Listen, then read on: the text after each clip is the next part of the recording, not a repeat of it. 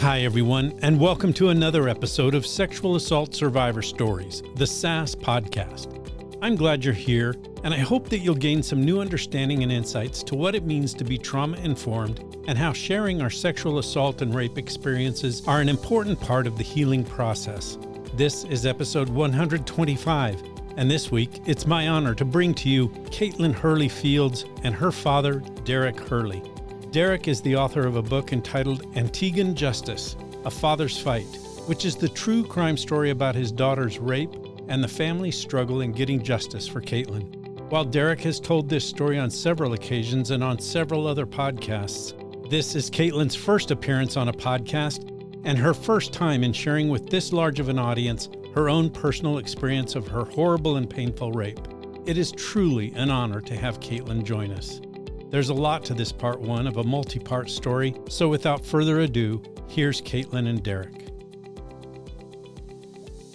Kaitlin Hurley-Fields and Derrick Hurley, welcome to the SAS podcast. I can't tell you what an honor it is to have you both with me here today.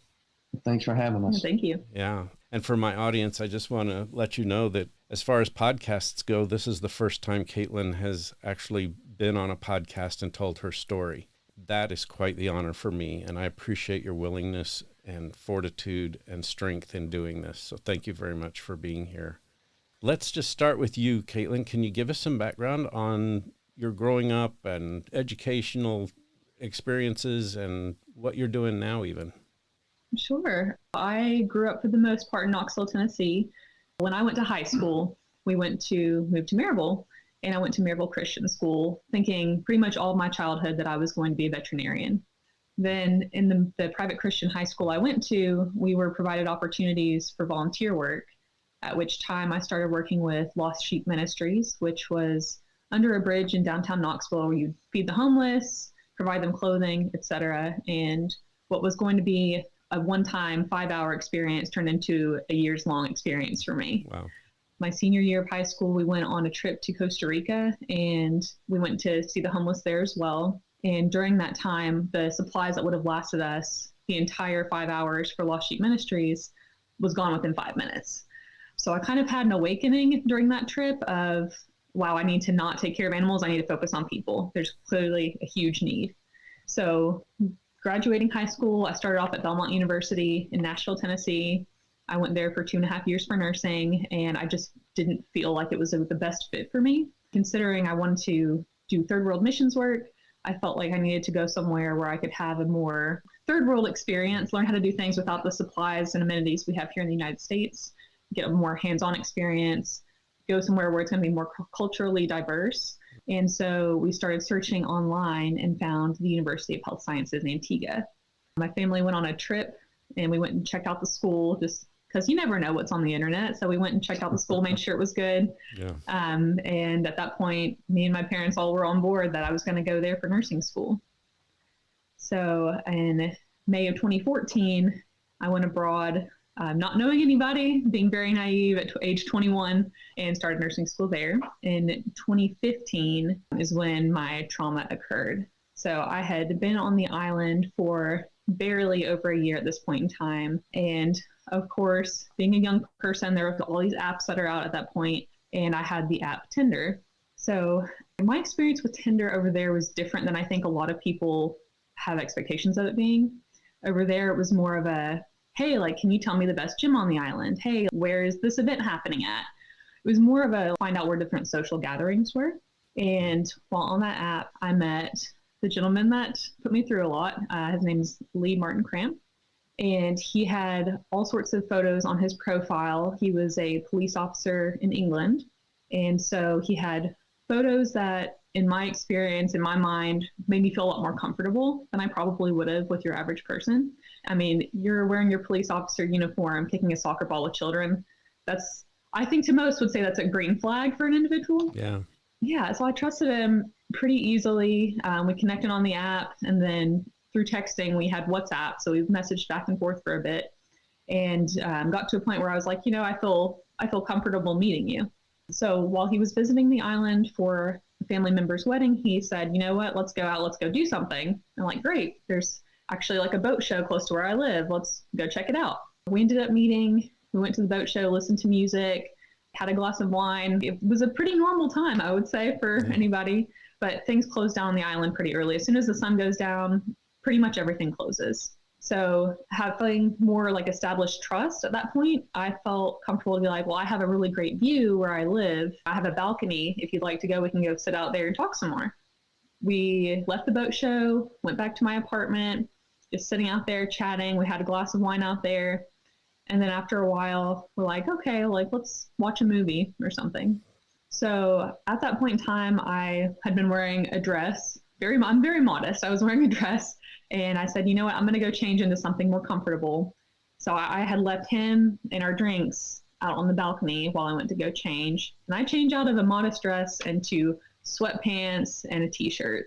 And I hear a bunch of noise coming from the living room. But when I go back out, all he had done was move our drinks, or so I thought he had done, was move our drinks from out on the balcony, close the blinds, brought them into the living room, which in my mind, no big deal. You know, thanks for moving that. So we're getting on my laptop to set up a movie, and I go to take a sip of my drink, and it tastes different. And I verbalize it. I'm like, this doesn't taste the same as it did. And he's like, oh, well, I just got some vodka out of your freezer. So this is something we do in the UK. So it just tastes a little different from that. And I don't know what they do in the UK, you know? So I'm like, okay, interesting. So I take another sip. He plays the movie, and within like minutes, I start to feel different, start to feel dizzy, like I'm not fully able to comprehend what's going on. And then after that, there's not very much memory. There are flashes of memory throughout the night of having, you know, me saying, no, stop, hitting my head on the floor, but just flashes until the next morning. Then when I wake up the next morning, none of my clothes are on, and he's still there. He's in my bed. So I panic and I run to the bathroom and lock the door. And I'm just like, my hands are on the counter, shaking. I look at myself in the mirror, like, what just happened? Like, what's going on? Yeah. And so I'm trying to calm myself down. And while I'm in there, I hear him start to get up. And I'm like, okay, just play it cool. So at that point, I'm like, so you don't get hurt. Be like calm, act like nothing happened. So he acted like everything was normal. Like there was, no, just a fun night, whatever. Can you take me back to the resort I'm staying at? And I was like, yep, I'd be happy to get you out of here. So I go drop him back off, and I come back to the apartment, and it's just like, what the heck? So it takes me a while to really process what's happened. At that point in time, I had not had sex. I was very religious. The whole point of me going to Antigua was because I wanted to do third world missions work. So I felt like I was living a pretty, for the most part, pure life. So going back, I am like, I'm examining myself. I have massive bruises on each side of my neck. I have the bruise on the back of my right arm that looks like a thumbprint. And obviously, like, I'm very sore, and there's a lot of trauma. Then I'm like looking around my apartment, trying to put pieces together, but you're not really sure what the result looks like in the end. I have blood on some of my sheets and my blankets, and I'm just like, I don't know what's happened. But I think I also didn't want to know in a way as well. Yeah. I went a couple of days before everything really hit me. I still went to my classes like nothing had happened. I hung out with my neighbor. I had like communicated with him as well via text, like trying to see if I could get him to tell me anything that had happened, because I felt like if I'd been like, you did this, or I suspect this, I don't think I would have gotten any information from him. I thought I had to be more strategic, I guess, in my conversations with him. Yeah. I think it was about day 3. I was at school. I was feeling my anxiety levels build, trying to figure out what had gone on. I went to the gym at school, and I can't even do squats. I can't do anything. I'm in so much pain. I had texted with him, and I was, what happened? Did we have sex? And he's like, yep. I'm like, okay, well, before we had even met, I had told him, do not come with an expectation from me that we will have sex. I'm not that kind of person. You know, I reiterated that in our conversation afterwards. And I said, well, if that's the case, like, you took my V card. He's like, well, can't give it back. Haha.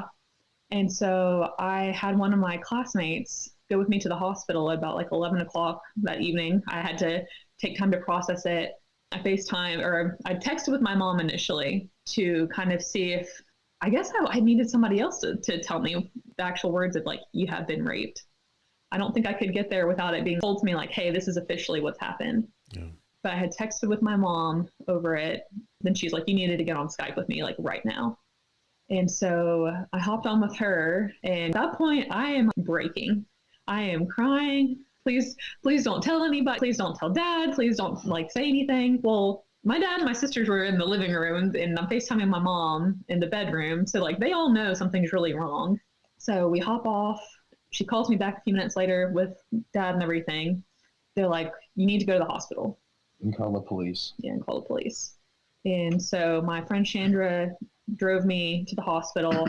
As I'm en route, I think dad was booking a plane ticket for my mom to come to Antigua to see me. And being a nursing student, there are also there's another nursing school. So there were other nursing students working in the emergency room when I got there. And it's a student I know. And she's like, what happened to you? And I'm like, you know, you try to be hush hush because you're out on the desk in front of everybody. And I was like, I was raped. And she's like, what? So basically I had to end up yelling in front of this ER, I was raped.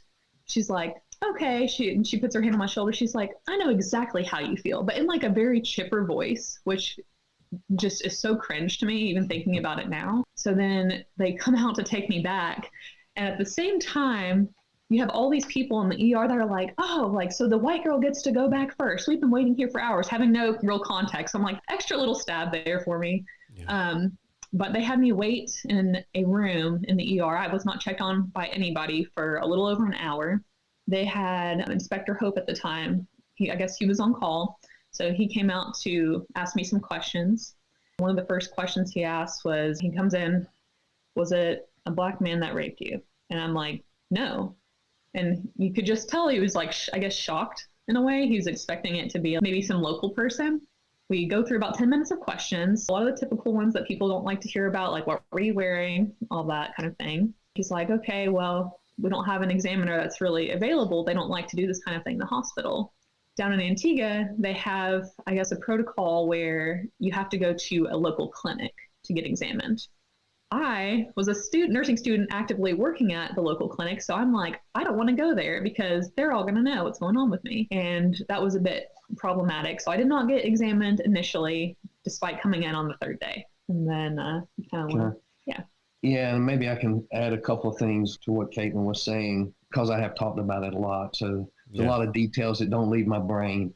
The point about her communicating that she was not interested in having sex, it's all through there multiple times in their text messages. It did come into play later on. So it was very clear, and he acknowledged it. So he knew, and he knew exactly what he was doing. Yeah. When Kaitlin called Jill, my wife, to tell her this, we could hear her crying through the walls. I mean, it was loud. And I'm there with my two other daughters. Caitlin's the oldest of three. And so they're looking at me going, what's going on? I have no idea what's going on either. But I said, if it's anything urgent, I said, she might have did bad on a test. I have no idea. I said, if it's important, Jill will come get me. And 20 seconds later, the door opens and Jill says, can you come back here? That's kind of when it started on our side. A few other details about it. Detective Hope was the senior detective of their sexual assault unit. And I just want to point this out because folks listening to this will probably appreciate this situation.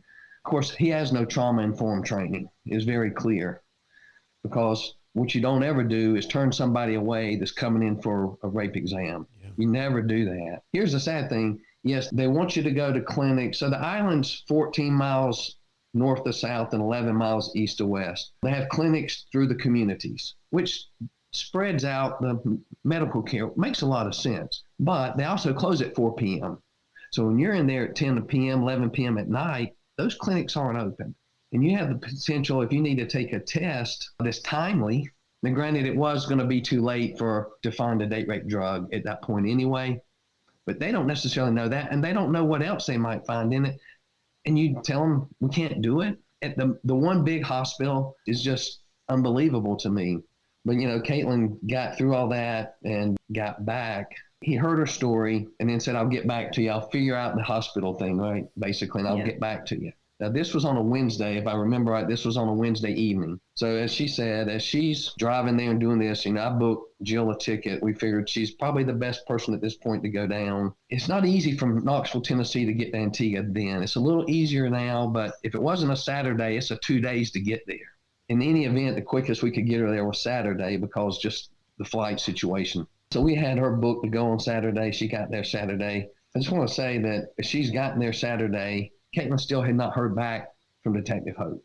Now here she comes in for an exam, kind of gets her story heard, turned away. He's going to figure it out. That was Wednesday.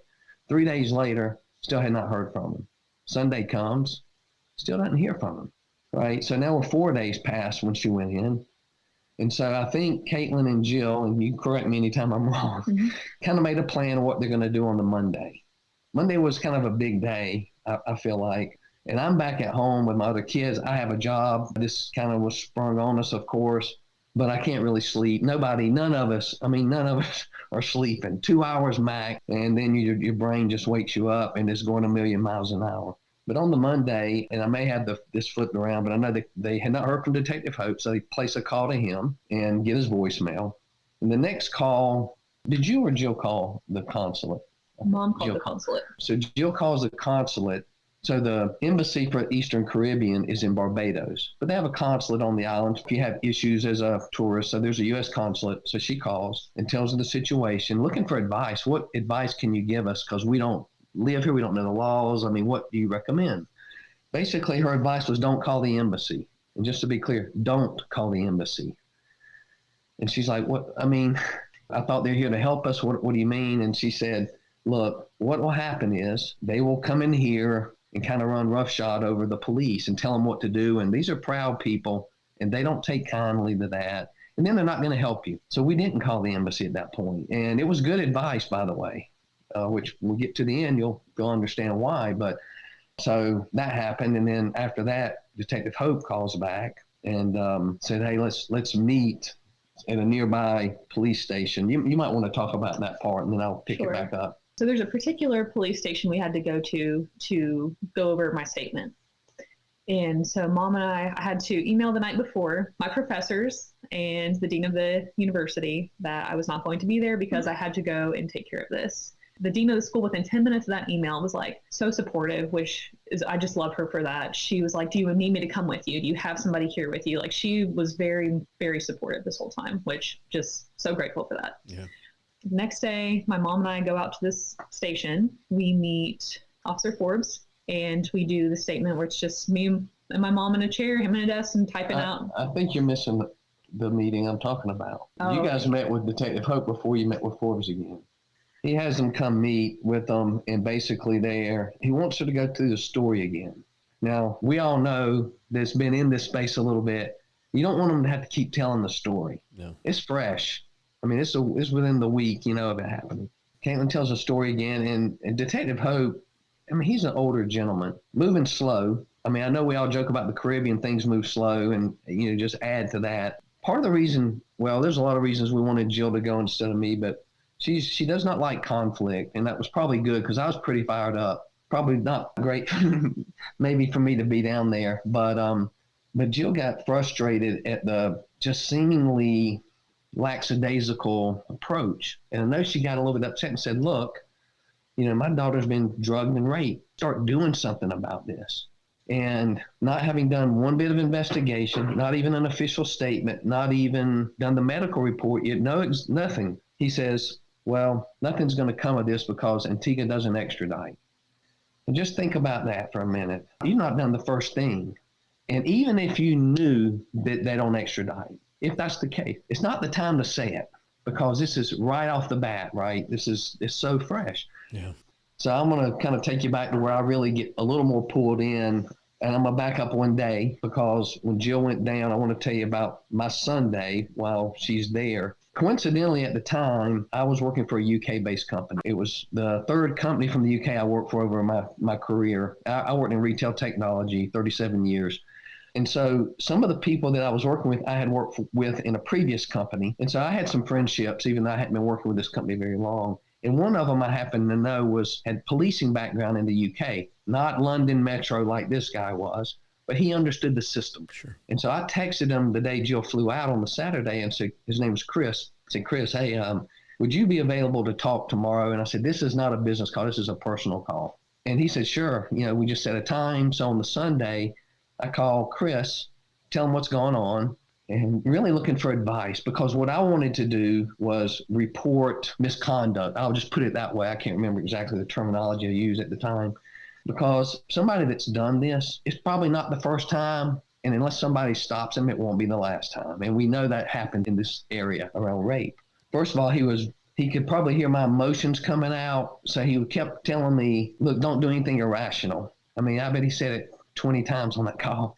He said, just give the system a chance. And he told me, we validated it was definitely London Metro officer, because my middle daughter, Taylor, of course, when we get off that call that night, the kids want to know what's going on. And they're both older. So we tell them, obviously it's upsetting to everybody. But the next night, Taylor had come downstairs. So that Thursday gave me a thumb drive. And I said, what is this? She said, everything about this guy that we could find on social media. So what she did that night. So I sent Chris pictures, which she had, that showed the emblems and stuff on the uniform, so he could validate for sure it was London Metro, not one of the other policing organizations. Because he said, when you call, it's going to matter. Make sure we call the right place. So he gave me a non-emergency number to call on the Monday morning. That's the first thing I did, is I called that number. And it's a third party. That's kind of interesting. It's a third party that takes those calls. And I think that was, at the time, I thought it was strange. And I realized this is a good thing, because they have oversight in case there's officers in cahoots. Nobody can cover it up. It's a third party that gets the first call, and they go through the process with oversight, and they're the ones that close it in the end, which I thought was good. But they took the information. So that was Monday, and they said, someone from Metro London will call you back. And I got a call from a pretty senior person in their misconduct, kind of like our internal affairs office is what I think is the same. Called me the next day, got all the information he could. Kaitlin had already zipped up all the text messages and sent them to me. And while they have to get the evidence from Antigua police, I said, look, I'll go ahead and send this to you if you want to get a feel for what's going on. He said, great. So I did that Monday and kind of went on about my business. Jill was there for a week. She called me probably 2 times most days to update me on what was happening, how Kaitlin was doing, what the police were saying, what was going on. Monday was a particularly rough day, because what I told you about the consulate and the officer, I didn't know till she called me that night. I'm hoping there's some good news, something's moving, something's happening. And I said, well, how was the day? And she said, it was rough. And I'm just kind of, okay, what's going on? And so first she tells me about the police. She actually told me, probably in reverse order, I think she told me about the meeting with the Detective Hope, and nothing's going to come of this, which was pretty upsetting to hear. I can remember this like it was yesterday. My first reaction is, we'll see about that. And I'm pretty angry. I can remember as I'm saying it. And then I said, we'll see what else, because I could tell there was something else. And then she tells me about the consulate conversation. It just kind of blew my mind. You know, God, what are we going to do? Because we're hearing nothing's going to happen from the police. No, not going to extra. He tells Kaitlin, just to finish on her story, when she says he finally admitted it, multiple times before that, he said 100% nothing happened. So he was stringing it out over those 3 days, lying. Nothing happened. Oh, act like he drank too much, which in the end we know that wasn't the case. He was just lying to buy time to get off the island, which is exactly what he did. And when he ended up telling Kaitlin what really happened, he was on a plane right after that. I mean, literally right after that, out of the country. This is kind of how that was going. So this was pretty late in the evening at this point, and I wasn't sleeping much anyway. And so I kind of had a hard time with that call. Took me about 10 minutes to kind of get my brain right. And then I'm just basically like, F it. I guess I'm going to just have to drive this thing myself, because I didn't see anybody else going to get involved, you know? Yeah. I go into my office at this point after just trying to figure out what to do. You know, it's probably 11:30 at night. Basically, I go and start researching. I just say by 2 a.m, I had learned and read 3 times that there is an extradition treaty that has Antigua in it. It's for the Eastern Caribbean, and it lists the islands that are in part of the treaty. So I'm like, okay. And I read it to make sure it was all good and dates, everything about it. I said, okay. So going into my office, I felt pretty hopeless at the moment, because I'm not sure what we're going to do. I knew what I was going to do worst case, but I won't go there right now. But once I found that, I got a little hope. Like, okay. So what he meant was, we haven't extradited. He may not even known there was a treaty. He just knew they'd never extradited anybody. And then I go read, there's a Sexual Offense Act of 1995 in Antigua. So I read that. I found the area that matched up with what had happened with Kaitlin. And I read it multiple times, and I cross-referenced it to the treaty. I'm like, well, this applies. So now my job is going to be convince Antigua to actually go forward with it. But now I had some hope. And now I'm getting ramped up about that. The thing is, you have to give them a little bit of time. That was Monday night. On Tuesday, the guy from the UK called me and I went through that. He assigned Sergeant Linton to the case. So he would be with us to the end, and he was with us to the end.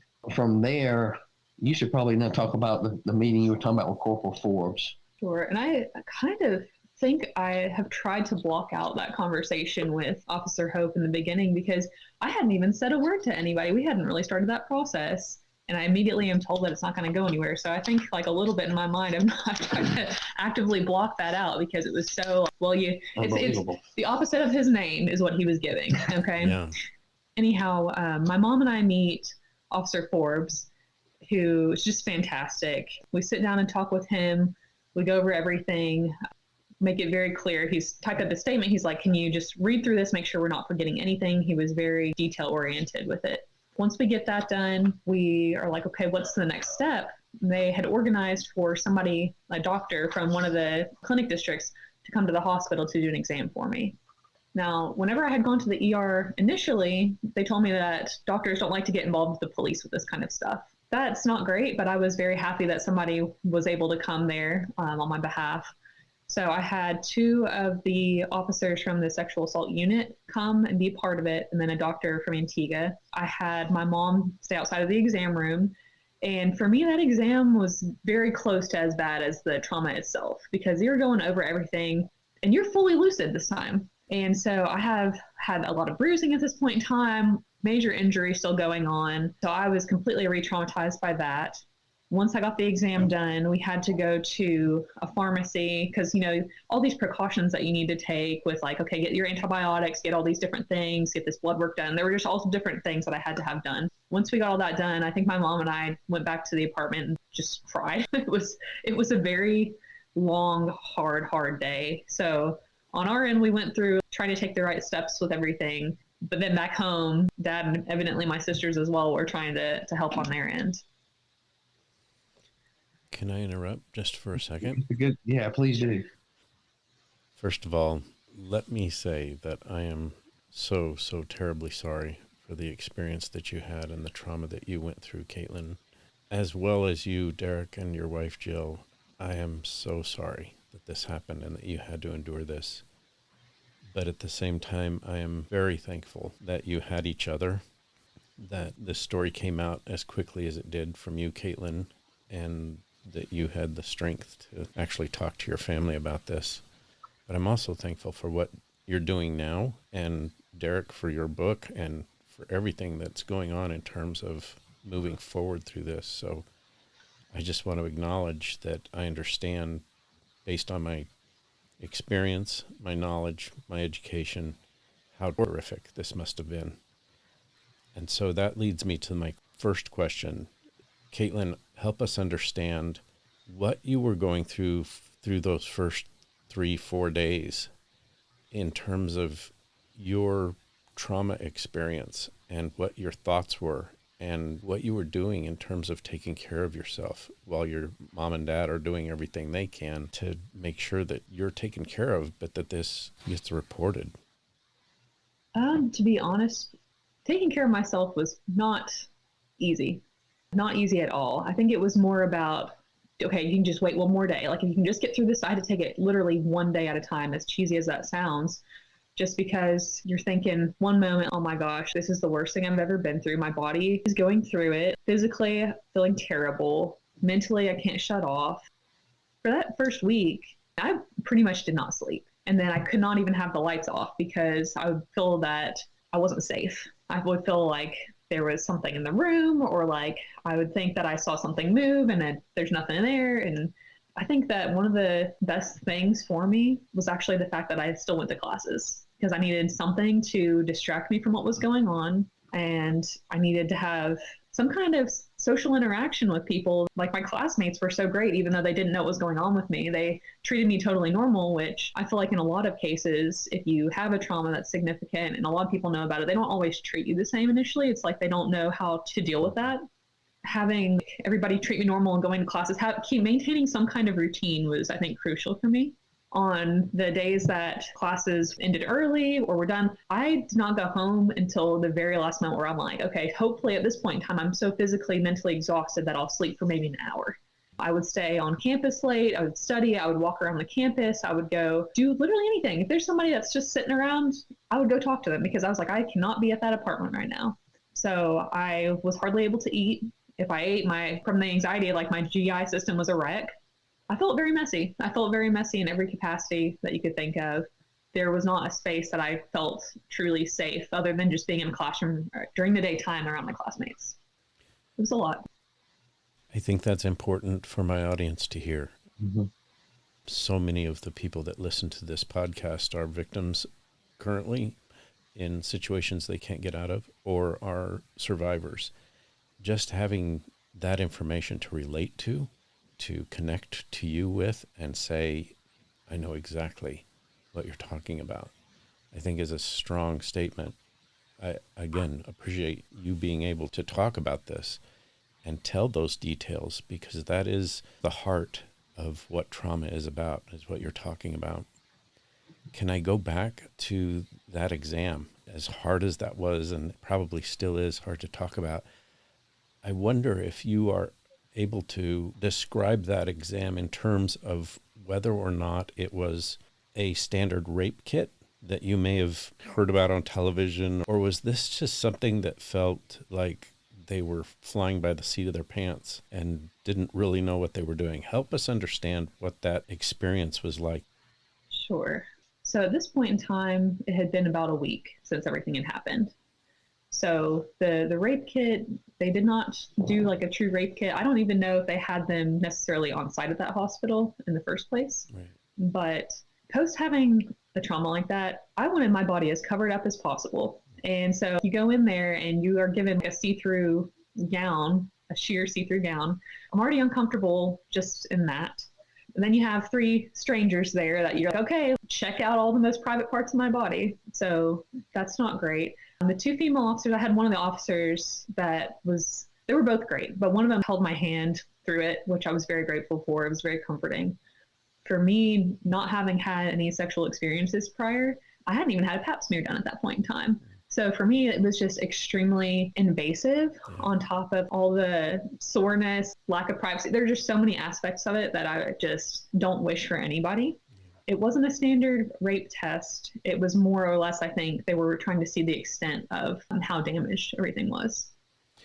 What sort of physical evidence did they do? Pubic hair combings? Did they collect vaginal samples? Were they actually looking for ways to determine whether or not he had left any DNA evidence? Any of that?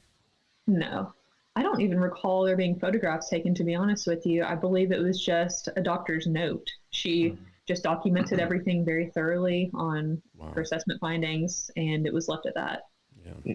If I can, I may be speaking for Kaitlin a little bit. She can clarify, but she was having a lot of pain, and the reason why, and even the doctor, came out in the trial. She had a lot of pain. They couldn't even examine as thoroughly as the doctor wanted because the pain was just so bad for Kaitlin.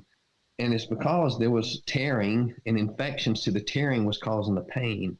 And I want to say this because the doctor was very clear about this. She actually made the comment, or made the statement, if you could have come in earlier, we could have given you antibiotics and you wouldn't have been in so much pain. And she was shocked. Actually, she was angry when, I don't remember if Jill or Kaitlin told her that, well, we did come in early and they wouldn't see her at the hospital. Yeah, I kind of explained the situation with, I was doing my clinicals at the place that was closest to me, and that's why I didn't want to come there, but was very transparent about, when I talked to Officer Hope, this is what I told him, and then we didn't hear back from him for several days. So a lot of the pain could have been dealt with earlier if she could have just been seen that first day. Part of the important thing, though, is the officer was there with Kaitlin, or I guess 2 of them were, and they got the information they needed. I mean, they didn't worry so much about the DNA and all that because there was no question about who it was. We even have him admitting it in text. So that part they weren't so worried about. I see. It was just, trying to, see if there was damage and all, because all that would come into play. Sure. If we could ever get them to court. Kaitlin, did it feel like while that exam was going on, they had any sense of your trauma state? I do feel that the doctor in particular, I don't know that she was able to initially come to terms with that because she was trying to make sure she could get her job done. For the officers, yeah, I think that they were like, okay, this is for real. Like the one that held my hand in particular, I felt that she could almost in a way like feel what I was feeling to some capacity. As all this is kind of going on, and I've talked to the UK police, Jill's back at this point. So Jill was there for a week.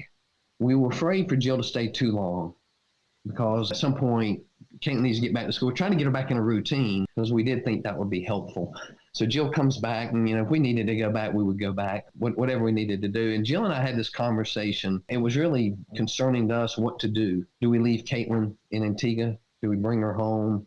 If we bring her home, will she ever finish her degree? All those things go through your mind as parents. Sure. And so finally I said, well, let's just call Kaitlin and see what she wants to do. So I called Kaitlin and said, look, of course, always, how are you doing? How are you feeling about things? But do you want to stay in school or do you want to come home? Inside, I wanted her to stay, but if she said come home, I should have had a ticket as soon as I could have booked one. That was secondary. But she actually said, it's just where I guess Caitlin's brain was at the time. She said, I really would like to finish what I started and finish school here, which I was glad to hear. But right after that, she said, but what are we going to do about this guy? Because he's going to do it to somebody else. And I'm thinking, yep, exactly. And so I think we had a conversation. And I said, well, look, if you can stay in school and focus on school and we'll get whatever help we can get, didn't even know what that was going to be in Antigua. Well, there's not a lot, as we learned. But we'll do whatever we can. We'll make some extra trips down so that we're there a little more. We see you more. And whatever we need to do, we'll do that. And I'll deal with the justice side of it. Of course, I'll just be your advocate and deal with the police and everything. I didn't really know what I was signing up for, but I would have done it anyway. She did have to write letters for sure to the UK police so that they would communicate with me because you can't be trying to focus on school and have all those distractions. And there were a lot. That was kind of the deal we made. And I kept her posted. I mean, everybody wanted to know stuff constantly, and including me, and you just don't get constant information, right? It was a lot stressful because dealing with that was not going to get easy. The next thing really she said is, I need to move out of this apartment. As you just heard, it was traumatic living there. And I said, as soon as you can find something, you can move. And I thought it was good. She actually moved in with a classmate. So she had a roommate. And what I would say was a less safe area of the island, but it was fenced in and she had a roommate and she felt good about it. That's all that really mattered. Also, we did find the people down there quite nice. Obviously, there's crime everywhere, but we had good experiences through that point. And will just say this so that I don't bring it up later, but I don't know, about a year later, she had to move out of that place too. Her car got stolen, more trauma on top of everything. She said, I just got to move out of this place. And she was in her last year at that point. But just to get her living situation taken care of, I thought I'd just go ahead and hit it. So we just both started looking for a place. And we ended up moving her to an area called Jolly Harbor, which is when we went there on vacation, that's where we stayed. It's not the cheapest place. But with somebody willing to do a long-term rental, I was able to negotiate something that we could live with. But then they had guards, they have gates. There's probably not many places any safer than that. And that's all we wanted because it changes your life when you feel safe. And as we know, as trauma informed, that's the first thing you want to find out. Are you in a safe place? Do you feel safe?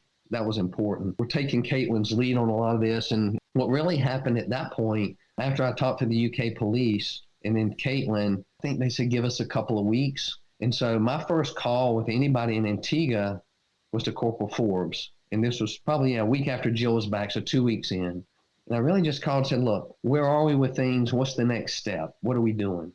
And super nice guy. We went from somebody that had no even clue about what trauma informed means to somebody that was actually, and I just thought it was inherent in his personality. And he was doing the right things, checking on Kaitlin. You feeling safe? Are you okay? Call. Here's my personal number if you need to call. Everything. He was awesome. He was so awesome. Yeah, it was really, really good. But what he told me was, he says, well, we've really collected everything at this point, evidence-wise, and it's with the commissioner of police. So you can call him and he can tell you what's next. So he gave me his number, and that was my next call. And I was prepared a little bit for this call because I knew it was coming because I don't know what he's going to say, but I know what I'm going to say about getting him extradited. And so just tremendous, pleasant surprise when I talked to him because he was very empathetic. He was aware he had everything. And I said, what are your thoughts? He says, well, I have all the evidence except for the medical report. He said, so I can't really make a determination without it. He said, but I will tell you this. One of the female detectives that was in with Kaitlin, her exam, she just said, told me that she's 99% sure Kaitlin was raped. And she would only say 100% if she actually saw it happen. He said, so that's pretty convincing, but I have to wait for the report and make sure it kind of jives with what she said. And I said, that's fair enough. I said, let's assume for 1 minute, since we're talking, that it backs up what your detective told you. I said, look, I already know. I just kind of got ahead of it a little. I said, I already know you can extradite. I've read the treaty. I've read your laws. If you've got this, if not now, when? Why do you have it if you're not going to use it? And it was quiet for about 15 seconds. And I think he was just thinking about maybe what he was going to say. But he says, if this comes back and validates everything, I will recommend to the Attorney General that we extradite.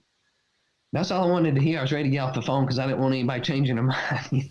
I mean, after what we've been told up to that point, I was nervous about the call, and because they could have easily said, well, we're just not going to do it. But they did.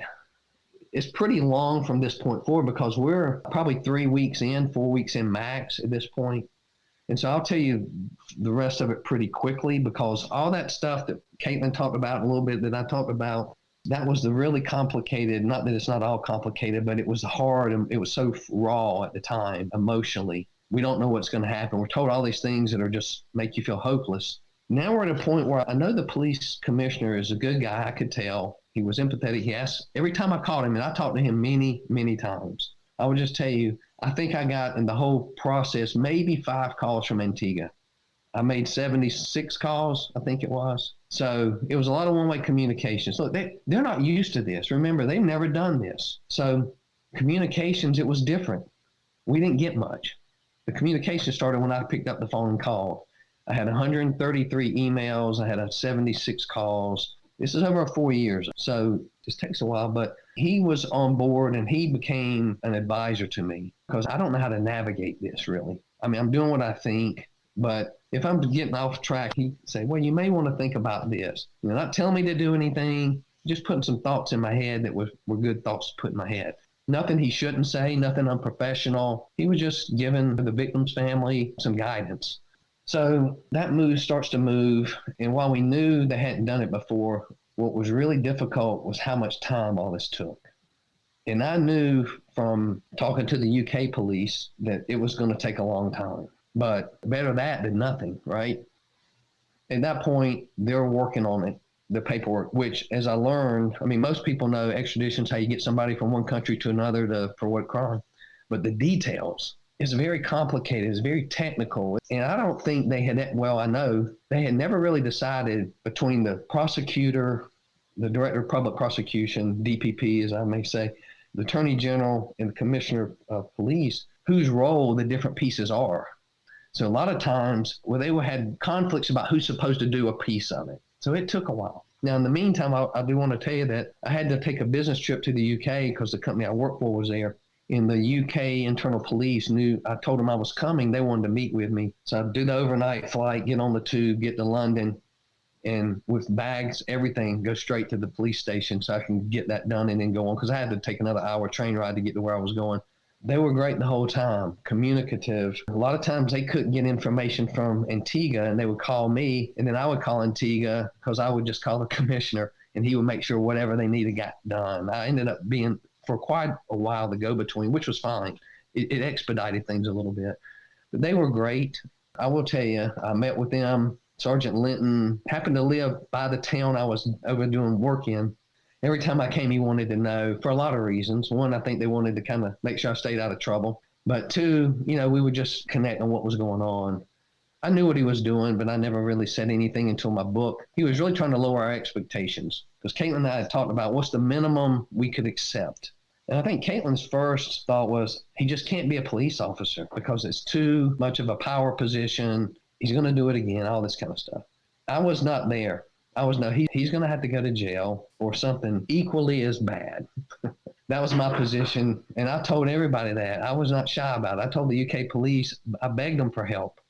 In the first meeting, as a matter of fact, I said, when we got done, we're all standing. I'm about to leave. And I just basically said, I just need you guys to help us. Because one, we don't know what we're doing. And it's new for Antigua, but I won't let it stand. I will not.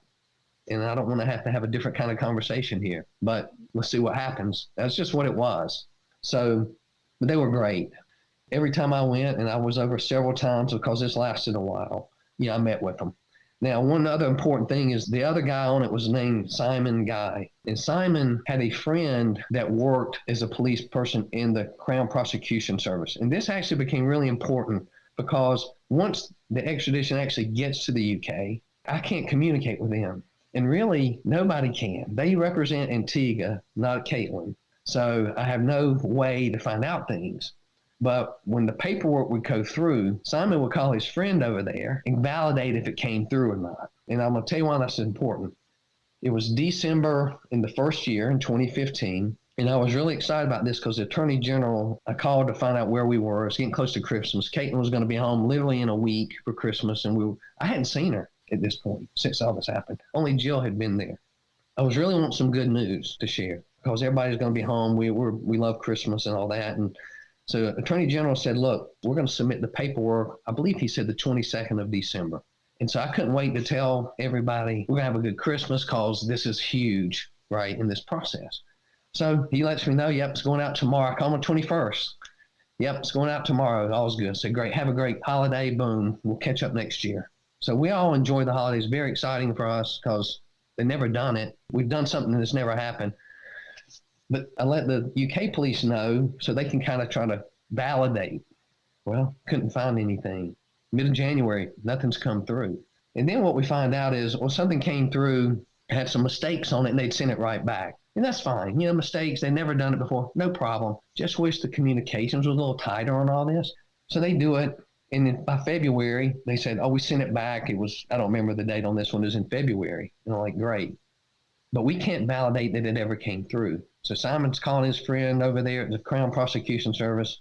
I don't know how much of this I necessarily told everybody because you have to remember, I'm trying to keep Kaitlin up to date as best I can, Jill, Taylor, and Emily, my other daughters, because everybody wants to know. This is weighing heavy. The hard part for me in a lot of this was the news always wasn't good. But how do I tell them the bad news, but with some optimism to it?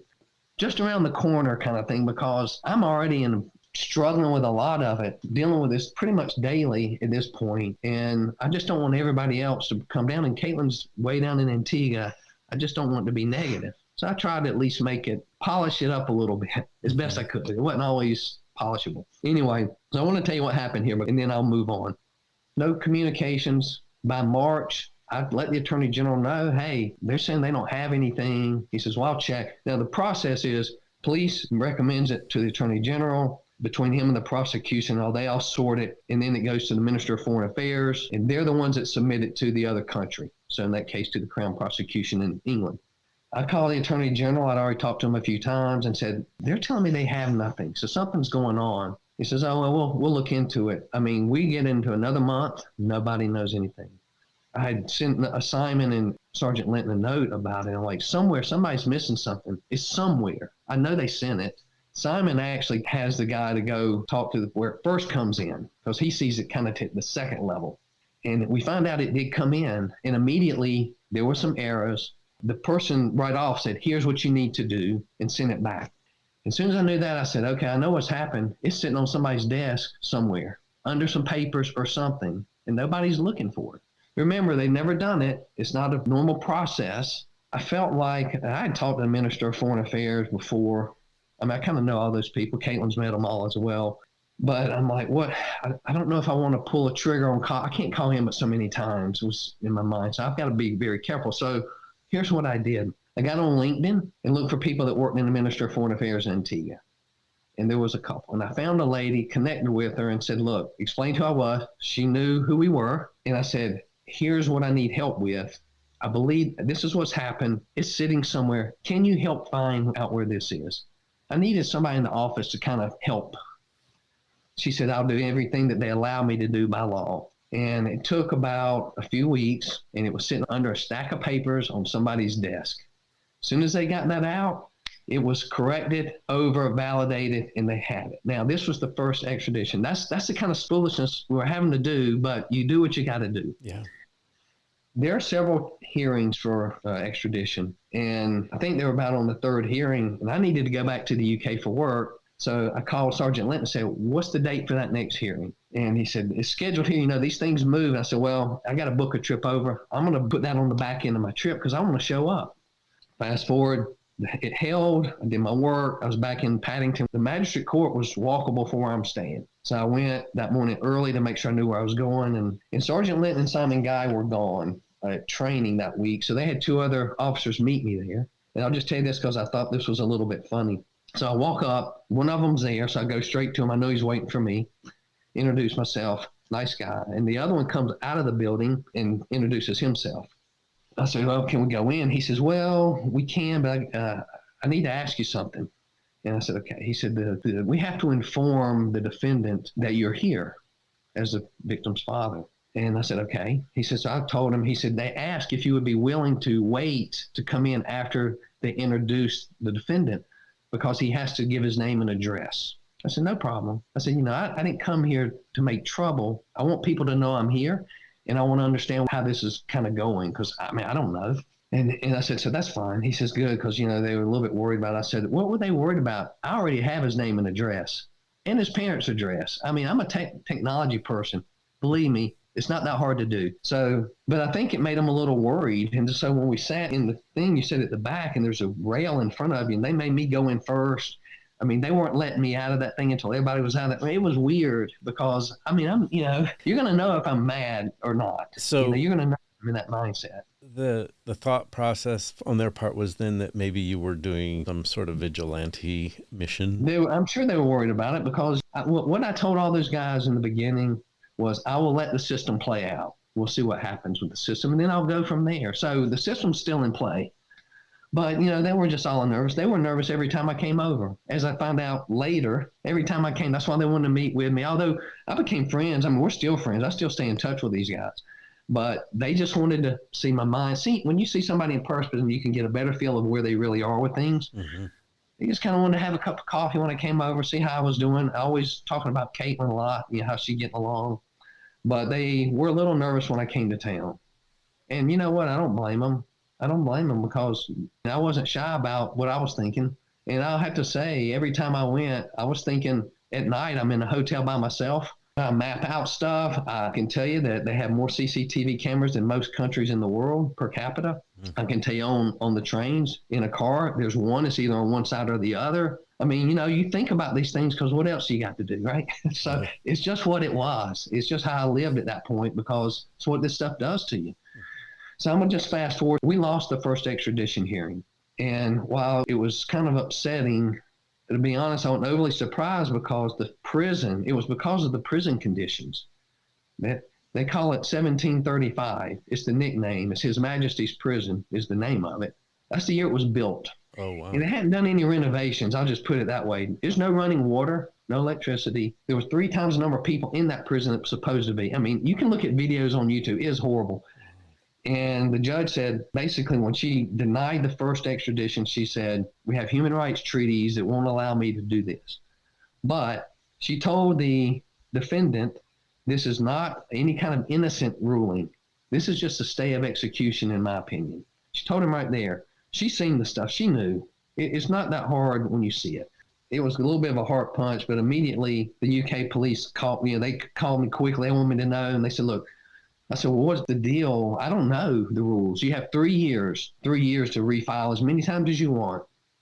But now I'm worried. They got one prison in that country. What are they going to do? Can they do it? So my next call was to Commissioner Robinson because I know he would just tell me the truth in a nice way. But he said, we have options. We have 2 options, which kind of blew my mind. But they had a prison behind the headquarters where they were housing a former police officer that was convicted of murder, and they couldn't put him in general population. And they have a former U.S. naval base that had a prison cell component to it. So I talked to him. I talked to the Attorney General. He said the same thing. We can get this done. We have options. Now I don't know how far into this we are, a year into it at this point. So there's hope still, and they're pretty confident. I'm less confident because it just was taking forever. You know, I thought they were going to use the one where the other officer is, but there's a lot of conditions that have to be met. That does it for another episode of Sexual Assault Survivor Stories, the SAS podcast. This intriguing story isn't over. Tune in next week for part 2 of Kaitlin and Derrick's experience of getting justice for Kaitlin. I appreciate you being a part of this podcast audience, and I hope that you are becoming more educated and aware of what it means to be trauma-informed. It's all part of my efforts to help bring justice to victims and survivors of rape and sexual assault, and you can do your part too. A good way to do this is to start by believing whenever someone reaches out to you to tell you their story of interpersonal violence, because we all know someone whose life has been impacted by rape or sexual assault.